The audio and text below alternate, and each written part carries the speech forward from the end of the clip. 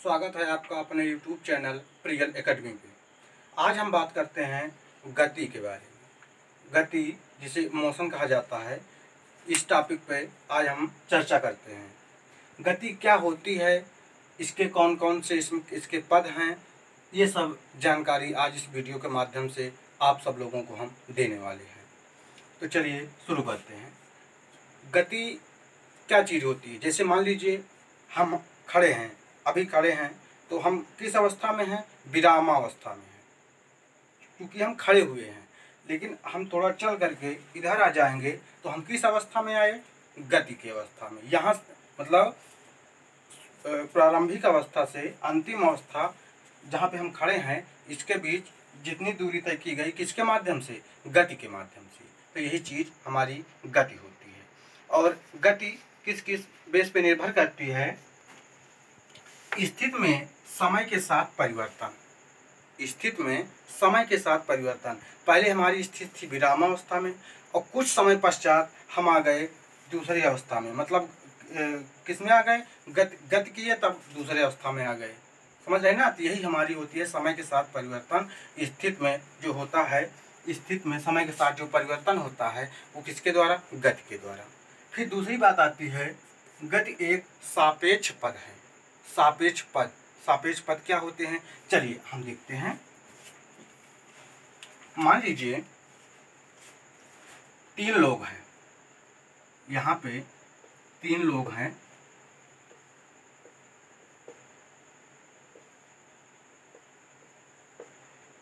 इनका नाम मान लेते हैं हम ए है, ये बी है और ये सी है।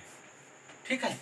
तो ए ने बी से पूछा कि तुम कौन सी अवस्था में हो? तो ए ने बी से कहा कि हम विरामावस्था में हैं। किस अवस्था में हैं? विरामावस्था में हैं। लेकिन जब सी से पूछा गया कि बी कौन सी अवस्था में है, तो ये कहता है कि ये गति की अवस्था में है। गति की अवस्था में है। तो इसमें बात आती है, या तो ए झूठ बोल रहा है या तो सी झूठ बोल रहा है। ए से जब पूछा गया बी के बारे में कि बी कौन सी अवस्था में है, तो ए कहता है कि बी विरामावस्था में है। और जब सी से पूछा गया बी के बारे में, तो सी कहता है कि बी गति की अवस्था में है। तो इसमें कौन सा झूठा है और कौन सा सही है, इसको हम पता लगाते हैं। चलिए देखिए, ना तो इसमें ए झूठा है और ना ही सी झूठा है। कैसे? देखिए, मान लीजिए ए और बी दोनों एक ही बस में बैठकर यात्रा कर रहे हैं। ए और बी दोनों एक ही बस में बैठ के यात्रा कर रहे हैं, और सी बाहर सड़क पे खड़ा है। सी बाहर सड़क पे खड़ा है। तो जब ए से बी के बारे में पूछा जाएगा, क्योंकि ये दोनों एक ही बस में बैठे हुए हैं, तो ए को बी नजर आएगा, बैठा हुआ नजर आएगा, विरामावस्था में नजर आएगा। लेकिन जब सी से पूछा जाएगा, तो सी तो रोड पे खड़ा है, उसे बी के बारे में जब पूछा जाएगा तो यही कहेगा कि बी कहीं जा रहा है, मतलब गति की अवस्था में ये कहीं जा रहा है। तो इसी टॉपिक से ए भी सही है और बी और सी भी सही है। ठीक है। तो यही इसमें बात आती है, ए का बी के सापेक्ष कौन सी अवस्था प्रदर्शित होती है? विरामावस्था। विरामावस्था। ठीक है।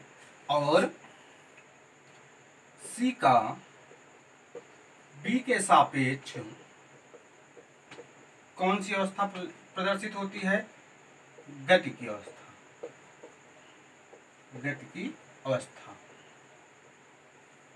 समझ में आई सब लोगों की बात? चलिए हम दूसरे उदाहरण के माध्यम समझाते हैं। जैसे मान लीजिए हम आप जमीन पे खड़े हैं। हम आप जमीन पे खड़े हैं, तो दोनों लोगों को क्या लगेगा कि हम लोग किस अवस्था में हैं? विरामावस्था में हैं। लेकिन अगर कोई व्यक्ति चंद्रमा पे अगर पहुंच जाए और चंद्रमा से अगर हम लोगों को देखेगा, तो उसे हम लोग किस अवस्था में दिखाई पड़ेंगे? गति की अवस्था में। क्योंकि आप लोग जानते हैं कि हमारी पृथ्वी लगातार गति करती रहती है, गोल गोल घूमती रहती है।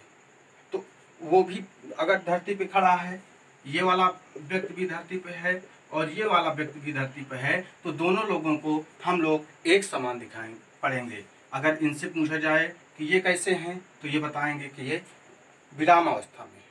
अगर तीसरा व्यक्ति ये कहाँ पे, ये धरती पे है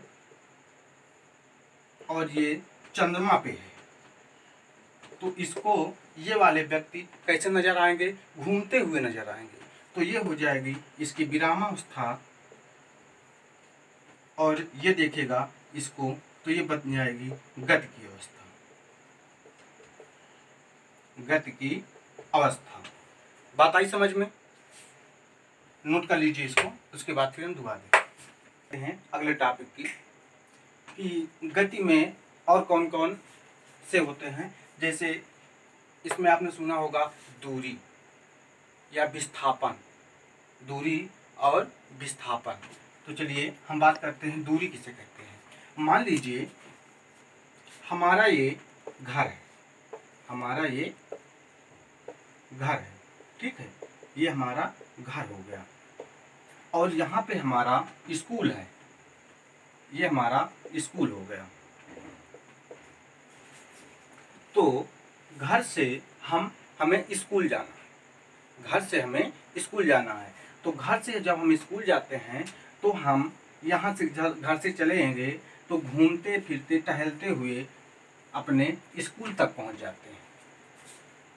तो इसमें हम ये कह सकते हैं कि इसकी परिभाषा क्या होगी दूरी की परिभाषा ये होगी कि प्रारंभिक स्थिति से प्रारंभ होकर अंतिम स्थिति तक पहुँचते हुए जिस पथ का हम गमन करते हैं वही हमारी दूरी कहलाती है। या प्रारंभिक स्थिति, या दूसरे शब्दों में हम कह सकते हैं कि किसी भी वस्तु के द्वारा या हमारे द्वारा प्रारंभिक स्थिति से अंतिम स्थिति के बीच जो न्यूनतम पथ तय किया जाता है, न्यूनतम पथ या अधिकतम पथ तय किया जाता है, वही हमारी क्या कहलाती है? दूरी कहलाती है। भाई हमको इस घर से स्कूल जाना है तो कई रास्ते हैं, हम सीधे भी जा सकते थे, ठीक, हम घूम टहल के भी जा सकते थे, ठीक है, हमारा रास्ता इधर से भी है, हमारा रास्ता इधर से भी है। समझ रहे ना बात को? तो ये हमारी क्या कहलाती है? दूरी कहलाती है, ठीक है। और विस्थापन क्या होता है? ध्यान देना, विस्थापन क्या होता है? विस्थापन वो होता है मेरे भाई, जब हम घर से हमें स्कूल मान लीजिए जाना है और इसका हमें विस्थापन निकालना है, तो हम 60 कर दूरी तय करते हैं, 60 कर सीधा विस्थापन हमें सीधी दूरी पहुंचाता है, ठीक है। तो इस विस्थापन की परिभाषा हम लिख सकते हैं कि प्रारंभिक स्थिति के द्वारा अल्पतम पथ द्वारा तय की गई दूरी को हम विस्थापन कहते हैं। प्रारंभिक स्थिति से अल्पतम पथ द्वारा तय की गई दूरी हमारी क्या कहलाती है? विस्थापन कहलाती है। तो अल्पतम का मतलब क्या होता है? छोटा। तो ध्यान दीजिए, स्कूल, घर से स्कूल पहुंचने के लिए सबसे सीधा रास्ता कौन बनेगा? सबसे छोटा रास्ता कौन बनेगा? सीधा वाला। समझ रहे हो ना? ये हमारा क्या कहलाएगा? ये तो हमारी क्या कहलाएगी? ये दूरी कहलाएगी, और ये क्या कहलाएगा? हमारा विस्थापन कहलाता है। ये हमारा क्या कहलाएगा?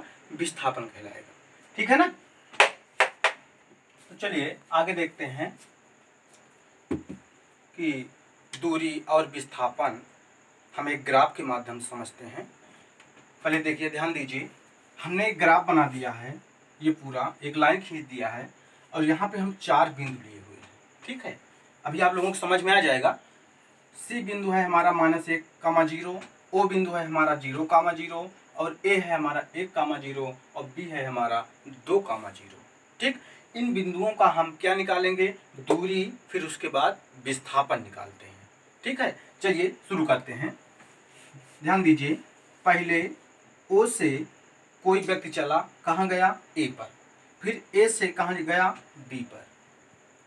ओ से ए पर और ए से बी पर। तो वो कितनी दूरी चला?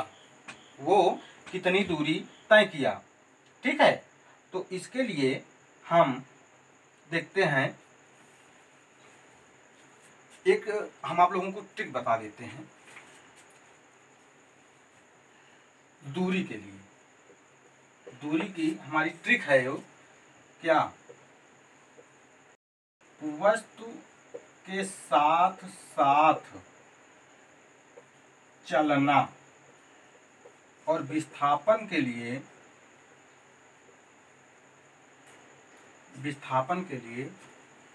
हम कह सकते हैं प्रारंभिक स्थिति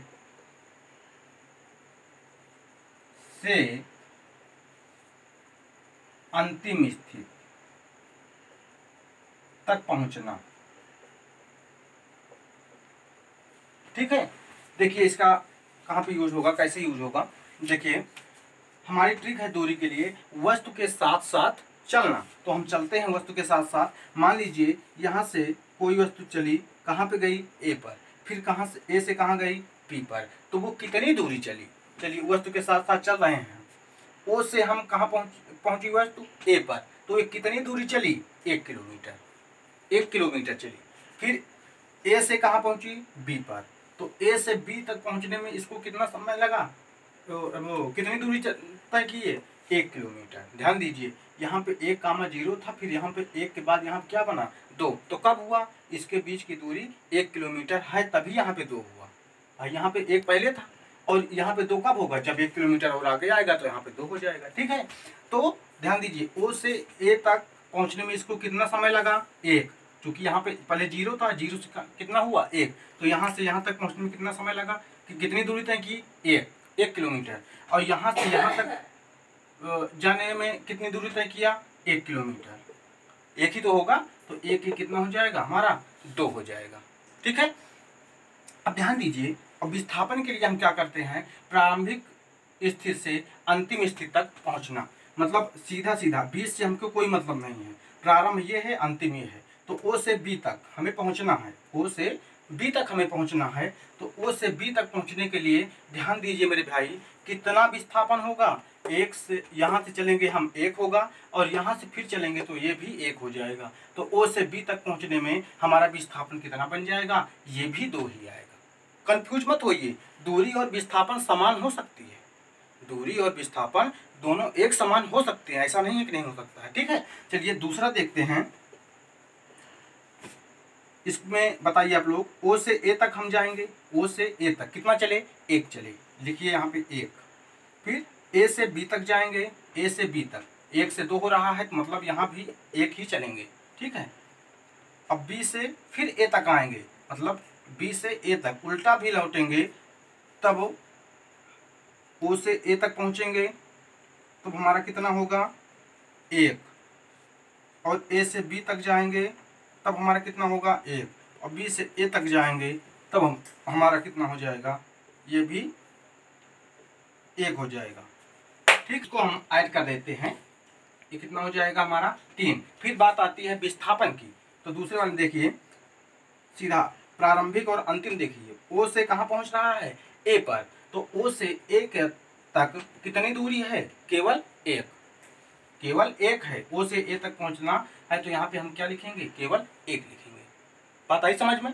चलिए आगे देखते हैं। इसमें देखिए दूरी के लिए पहले जाएगा ये ओ से ए तक, ओ से ए तक 1 हो गया, फिर ए से बी तक जाएगा, 1 हो जाएगा, तो 1 और 1 कितना हो गया, यहाँ पे लिखिए 1 + 1। ओ से ए तक 1 हुआ, ए से बी तक 1 हुआ, फिर बी से ए तक आएगा, बी से ए तक उल्टा आएगा, तब भी 1 चलेगा, ये 1 किलोमीटर। ठीक, बी से ए तक, फिर ए से ओ तक आएगा, ए से ओ तक, तब भी 1 चलेगा। 1 2 3 4, यहाँ पे ये 4 हो जाएगा। और ध्यान दीजिए, अब विस्थापन में क्या बात आती है, प्रारंभिक और अंतिम, मतलब ओ से चलता है और वो पे आके रुक जाता है। ठीक, अगर प्रारंभिक और अंतिम स्थिति दोनों एक समान हो, तो वहां पे विस्थापन 0 हो जाता है। विस्थापन क्या हो जाएगा, 0 हो जाएगा। बताइए समझ में। चलिए आगे देखते हैं। यहाँ पे देखिए दूरी के लिए पहले ओ से ए तक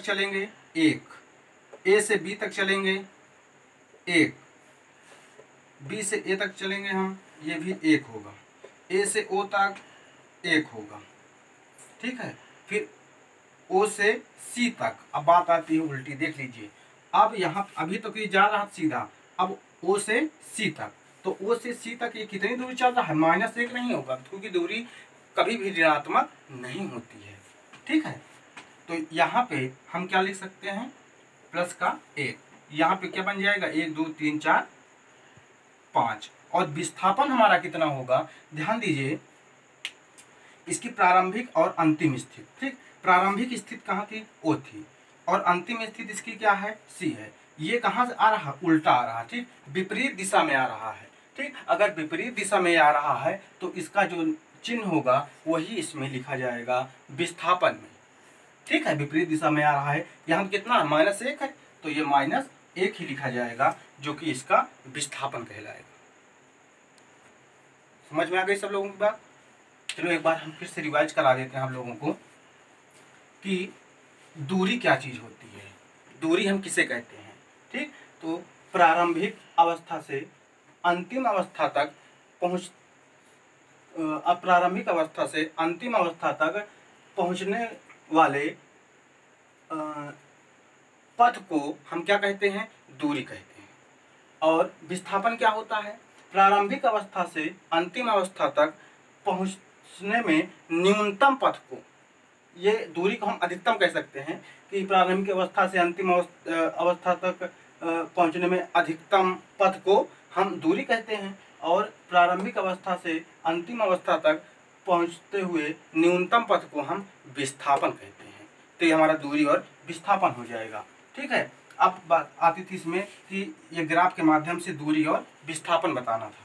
तो O से A पर और A से B पर, O से A तक हम जाएंगे तो कितना चलेंगे, 1 किलोमीटर, और A से B तक जाएंगे तब भी हमारा 1 किलोमीटर ही होगा, क्योंकि यहाँ पे 1 ऑलरेडी पहले से है, और जब 1 चलने के बाद यहाँ पे हो जाता है 2, ठीक है।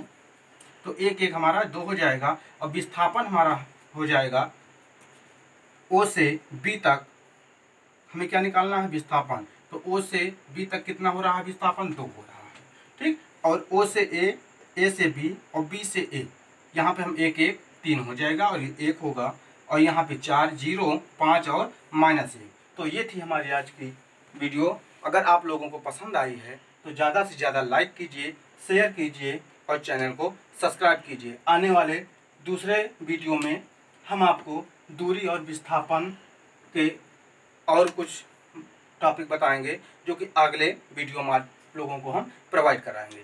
Thank you.